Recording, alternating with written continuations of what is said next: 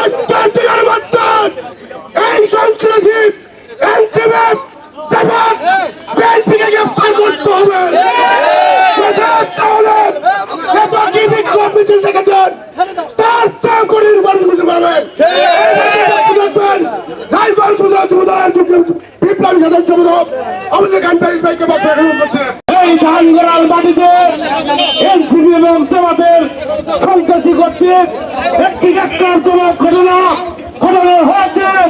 আমাদের রায়গঞ্জ তাজুর জনগণের প্রত্যক্ষ ভোটে নির্বাচিত মাননীয় জাতীয় সংসদ সদস্য বিপি আইনুল হকের উপরে হামলা করা হয়েছে, তার গাড়ি ভাঙচুর করা হয়েছে। সংগ্রামী সাথী বন্ধুরা, ওই সব দুষ্কৃতিকারীদের সাবধান করে দিতে চাই।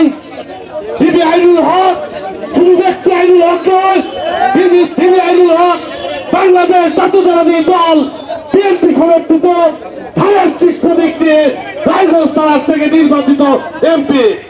তার এই আক্রমণের সর্বোচ্চ প্রতিরোধ আমরা করে চলবো এই গঞ্জাতে ইনশাআল্লাহ। সংগ্রামী জাতীয় ভাইরা আমার, এই এনসিপির গুন্ডারা, এই জামাত শিবিরের গুন্ডারা কালকে আমাদের উপর যে আক্রমণ করেছিল, আপনারা সবাই জানেন আমার উপর যে আক্রমণ করেছিল, আমি তীব্র নিন্দা এবং প্রতিবাদ জানাই।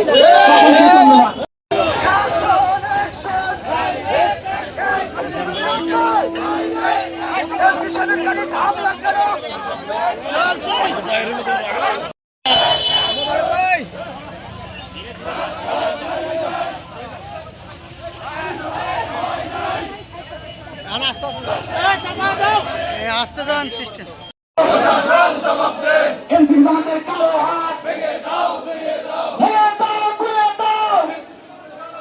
সন্ত্রাসীদের কালো